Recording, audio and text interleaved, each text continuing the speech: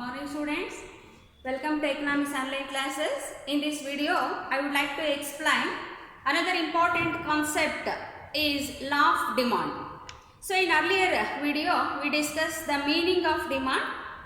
So in short, demand means quantity of goods and services purchased by consumer or consumers at a given price during any given period of time, and demand always related to a particular price and a time period. So next concept is law of demand. So it is our common experience that when we go to market, when price is more, consumer purchase less.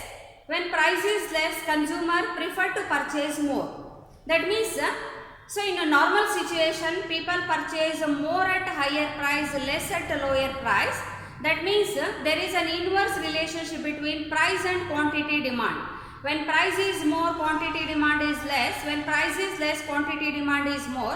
So this relationship is known as law of demand. ಇಲ್ಲಿ ಬೇಡಿಕೆ ನಿಯಮದ ಕುರಿತು ನಾವು ಚರ್ಚೆ ಮಾಡ್ತಾ ಇದ್ದೀವಿ. ಹಿಂದೆ ಬೇಡಿಕೆ ಅಂದ್ರೆ ಏನು ಅನ್ನೋದನ್ನ ನೋಡಿದ್ವಿ. ಬೇಡಿಕೆ ಅಂದ್ರೆ ಒಂದು ನಿರ್ದಿಷ್ಟ ಬೆಲೆಗೆ ನಿರ್ದಿಷ್ಟ ಅವಧಿಯಲ್ಲಿ ಗ್ರಾಹಕ ಅಥವಾ ಗ್ರಾಹಕರು ಕೊಂಡುಕೊಳ್ಳುವಂತ ಸರಕು ಮತ್ತು ಸೇವೆಗಳ ಒಂದು ನಿರ್ದಿಷ್ಟ ಪ್ರಮಾಣಕ್ಕೆ ನಾವು ಬೇಡಿಕೆ ಅಂತ ಕರಿತೀವಿ. ಬೇಡಿಕೆ ಯಾವಾಗಲೂ ಬೆಲೆ ಮತ್ತು ಒಂದು ನಿರ್ದಿಷ್ಟ ಸಮಯಕ್ಕೆ ಅನುಗುಣವಾಗಿ ಇರುತ್ತೆ ಅನ್ನೋದನ್ನ ನಾವು ನೋಡಿದ್ವಿ. ಈಗ ನಾವು ಬೇಡಿಕೆ ನಿಯಮ ಅಂದ್ರೆ ಏನು ಅನ್ನೋದು ನೋಡೋಣ. So this is very important law in economics. So number of laws are based on this law of demand. ಈ ಬೇಡಿಕೆ ನಿಯಮ ಅನ್ನೋದು ಅರ್ಥಶಾಸ್ತ್ರದ ಒಂದು ಅತ್ಯಂತ ಪ್ರಮುಖವಾಗಿರುವಂತಹ ಒಂದು ನಿಯಮ. ಅನೇಕ ನಿಯಮಗಳಿಗೆ ಇದು ಆಧಾರ ಸ್ತಂಭ ಆಗಿದೆ.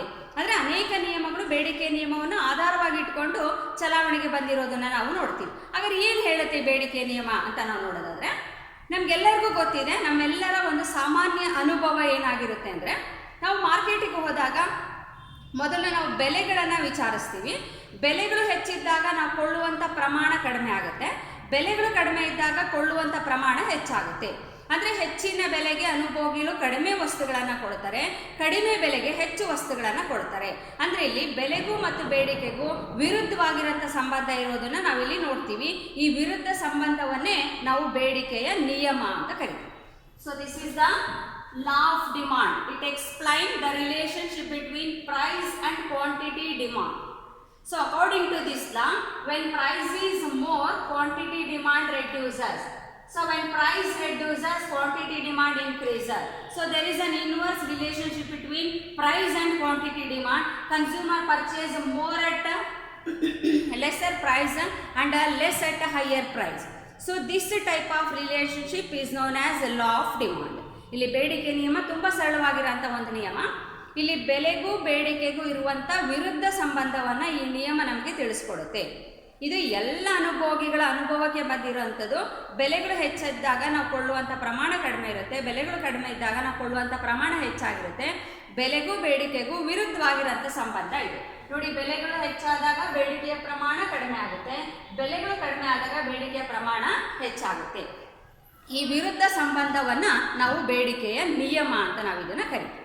And this law was contributed by Alfred Marshall to price theory. ಈ ಸಿದ್ಧಾಂತವನ್ನು ಅರ್ಥಶಾಸ್ತ್ರಕ್ಕೆ ಪರಿಚಯ ಮಾಡಿದ್ದು ಆಲ್ಫ್ರೆಡ್ ಮಾರ್ಷಲ್ ರವರು. ಇದು ಮಾರ್ಷಲ್ ರವರ ಕೊಡುಗೆ ಅಂತ ನಾವು ಇದನ್ನು ಗುರುತಿಸ್ತೀವಿ. ಈಗ ಈ ನಿಯಮವನ್ನು ನಾವು ಈ ರೀತಿ ಪ್ರಾರಂಭ ಮಾಡ್ತೀವಿ. ಬೇಡಿಕೆ ನಿಯಮನ ಪ್ರಾರಂಭ ಮಾಡಬೇಕಾದ್ರೆ ಒಂದು ನಿರ್ದಿಷ್ಟವಾದ ವಾಕ್ಯದಿಂದನೇ ನಾವು ಅದನ್ನು ಪ್ರಾರಂಭ ಮಾಡ್ತೀವಿ. ಅದು ಏನು ಅಂದರೆ, if other things remaining constant, the amount of commodity demanded increases with every fall in its price and it diminishes with every rise in its price.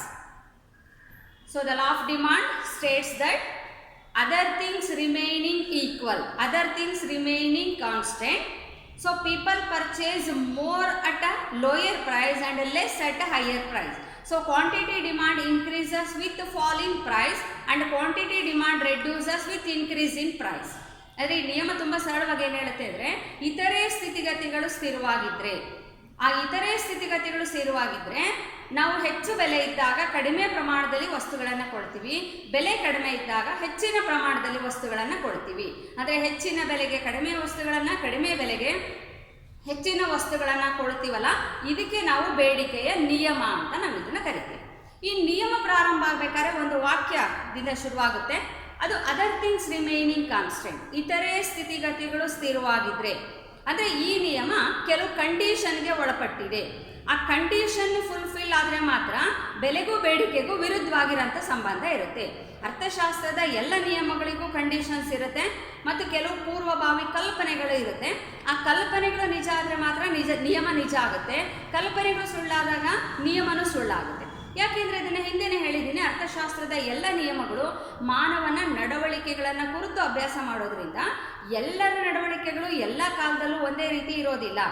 ಹಾಗಾಗಿ ನಿಯಮಗಳನ್ನು ರೂಪಿಸ್ಬೇಕಾದ್ರೆ ನಾವು ಕೆಲವು ಕಲ್ಪನೆಗಳನ್ನು, ಕೆಲವು ಷರತ್ತುಗಳನ್ನು ನಾವು ವಿಧಿಸ್ಕೊಳ್ತೀವಿ. ಆ ಷರತ್ತುಗಳು ಇದ್ದರೆ ಮಾತ್ರ ನಿಯಮ ನಿಜ ಆಗುತ್ತೆ. ಅದೇ ರೀತಿ ಬೇಡಿಕೆ ನಿಯಮಕ್ಕೂ ಕೆಲವು ಷರತ್ತುಗಳಿದೆ.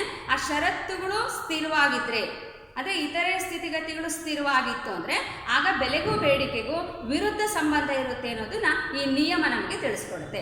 ಹಾಗಾದರೆ ಇತರೆ ಸ್ಥಿತಿಗತಿಗಳು ಯಾವುದು ಅನ್ನೋದನ್ನು ನಾವು ನೋಡೋದಾದರೆ, ಮೊದಲನೇ ಮುಖ್ಯವಾಗಿರೋಂಥದ್ದು the prices of all other commodities except one under consideration. ಅಂದರೆ ನಾವು ಯಾವ ವಸ್ತುವಿನ ಬೇಡಿಕೆನ ಕುರಿತು ಮಾತಾಡ್ತಾ ಇದ್ದೀವೋ ಆ ವಸ್ತುವಿನ ಬೆಲೆಯನ್ನು ಹೊರತುಪಡಿಸಿ ಉಳಿದ ಎಲ್ಲ ವಸ್ತುಗಳ ಬೆಲೆಗಳು ಸ್ಥಿರವಾಗಿರಬೇಕು. ನೋಡಿ, ಇಲ್ಲಿ ನಾವು ಬಾಳೆಹಣ್ಣಿನ ಉದಾಹರಣೆ ತಗೊಂಡಿದ್ದೀವಿ. ಬಾಳೆಹಣ್ಣಿನ ಬೇಡಿಕೆನ ಕುರಿತು ನಾವು ಮಾತಾಡ್ತಾ ಇದ್ದೀವಿ ಅಂದರೆ ಬಾಳೆಹಣ್ಣಿನ ಬೆಲೆಯಲ್ಲಿ ಮಾತ್ರ ವ್ಯತ್ಯಾಸ ಆಗಬೇಕು, ಉಳಿದ ಎಲ್ಲ ಹಣ್ಣುಗಳ ಬೆಲೆಗಳು ಸ್ಥಿರವಾಗಿರಬೇಕು. ಇದು ಒಂದು ಮುಖ್ಯವಾಗಿರೋಂಥ ಒಂದು condition. And second important condition is income of the consumer remaining constant. ಅಂದರೆ ಈ ನಿಯಮ ಅನ್ವಯ ಆಗಬೇಕಾದ್ರೆ ಅನುಭೋಗಿಯ ಆದಾಯ ಸ್ಥಿರವಾಗಿರಬೇಕು. ಅನುಭೋಗಿ ಆದಾಯದಲ್ಲಿ ಯಾವುದೇ ಥರದ ಬದಲಾವಣೆಗಳು ಇರಬಾರ್ದು. ನೋಡಿ, ಅನುಭೋಗಿ ಆದಾಯದಲ್ಲಿ ಬದಲಾವಣೆಗಳಾದರೆ ಬೆಲೆಗಳು ಉದಾಹರಣೆಗೆ ಅನುಭೋಗಿ ಆದಾಯ ಹೆಚ್ಚಾಯಿತು ಅಂತ ಇಟ್ಕೊಳ್ಳೋಣ. ಬೆಲೆನೂ ಹೆಚ್ಚಾಯಿತು, ಆದಾಯನೂ ಹೆಚ್ಚಾಯಿತು. ಹಾಗಾಗಿ ಬೆಲೆ ಹೆಚ್ಚಾದರೂ ಸಹ ಅವನ ಆದಾಯ ಹೆಚ್ಚಾಗಿದ್ದರಿಂದ ಅವನು ಹೆಚ್ಚಿನ ಪ್ರಮಾಣದಲ್ಲಿ ವಸ್ತುಗಳನ್ನು ಕೊಡ್ತಾನೆ. ಹಾಗಾಗಿ ನಿಯಮ ಸುಳ್ಳಾಗುತ್ತೆ. ಹಾಗಾಗಿ ನಿಯಮ ನಿಜ ಆಗಬೇಕಾದ್ರೆ ಅನುಭೋಗಿಯ ಆದಾಯದಲ್ಲಿ ಯಾವುದೇ ಬದಲಾವಣೆಗಳು ಇರೋದಿಲ್ಲ ಅನ್ನೋದನ್ನು ನಾವು ಕಲ್ಪನೆ ಮಾಡ್ಕೋಬೇಕಾಗುತ್ತೆ. And third important condition is taste and preferences of the consumer remaining constant. ಅಂದರೆ ಇಲ್ಲಿ ಅನುಭೋಗಿಗಳ ಆದ್ಯತೆಗಳಾಗಿರ್ಬೋದು, ಅವರ ಅಭಿರುಚಿಗಳಾಗಿರ್ಬೋದು, ಆ್ಯಂಡ್ ಫ್ಯಾಷನ್, ಮಾರ್ಕೆಟ್ನಲ್ಲಿ ಫ್ಯಾಷನ್ನಲ್ಲಿ ಯಾವುದೇ ರೀತಿಯಾದಂಥ ಬದಲಾವಣೆಗಳು ಇರಬಾರ್ದು ಅನ್ನೋದು ಒಂದು ಮುಖ್ಯವಾಗಿರೋಂಥ ಒಂದು ಕಂಡೀಷನ್. ಅದರ ಜೊತೆಗೆ the money of the consumers remaining constant and at the same time so there is no changes in the supply of all other commodities. ಅಂದರೆ ಬೇರೆ ಎಲ್ಲ ವಸ್ತುಗಳ ಪೂರೈಕೆಯಲ್ಲೂ ಏನು ಬದಲಾವಣೆಗಳಾಗಿರ್ಬೋದು, ಅಭಿರುಚಿನಲ್ಲಿ ಏನು ಬದಲಾವಣೆಗಳಾಗಿರ್ಬೋದು. There is no changes in tax structure, there is no changes in government policy, and there is no changes in technology. So these are the important conditions, and all these conditions are known as other things.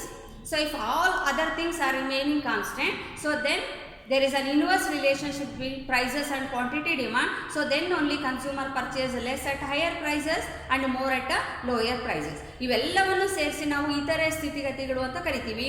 ಇವೆಲ್ಲವೂ ಸ್ಥಿರವಾಗಿದ್ದರೆ ಆಗ ಅನುಭೋಗಿಯ ಬೇಡಿಕೆ ಮತ್ತು ಬೆಲೆಗಳ ನಡುವೆ ವಿರುದ್ಧವಾಗಿರೋಂಥ ಸಂಬಂಧ ಇರುತ್ತೆ. ಬೆಲೆಗಳು ಹೆಚ್ಚಾದಾಗ ಬೇಡಿಕೆ ಕಡಿಮೆ ಆಗುತ್ತೆ, ಬೆಲೆ ಕಡಿಮೆ ಆದಾಗ ಬೇಡಿಕೆಯ ಪ್ರಮಾಣ ಹೆಚ್ಚಾಗುತ್ತೆ ಅನ್ನೋದನ್ನು ಬೇಡಿಕೆ ನಿಯಮ ನಮಗೆ ತಿಳಿಸಿಕೊಡುತ್ತೆ.